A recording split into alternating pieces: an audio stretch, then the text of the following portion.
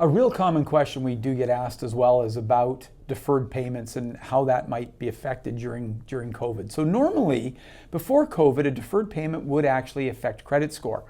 All of the major credit reporting agencies in Canada, those two primary reporting agencies, which is Equifax and TransUnion, neither one of them are going to have it adversely affect your credit score.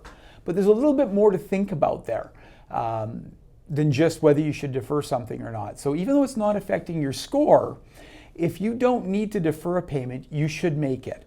And the reason for that is if, for example, if you deferred a $30 payment on your phone just because you wanted to defer it, and then later on you want to take a loan, a financial institution is going to potentially look at that and say, well, if they deferred that $30 payment, they're going to assume it's because you couldn't afford to make it, and they're going to question whether they should lend you this other money for whatever else you might want to do. So that's a really, really important thing to consider when you look at a deferred payment. If you decide a deferred payment is the right thing for you, you should also find out what they're going to do as far as the interest. Are they going to suspend the interest?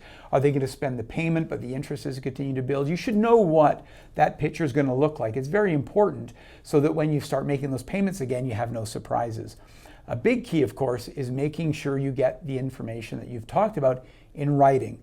Make sure you understand exactly what you've been told and that you then have proof, so if something down the road doesn't quite match that, you have something to go back with. The other big piece of advice I'd like to share is that make sure you check your credit bureau. Go on your credit bureau.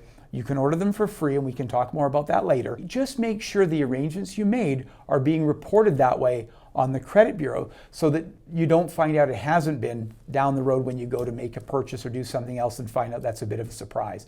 And that's what I would suggest as far as COVID and deferred and/or payment arrangements.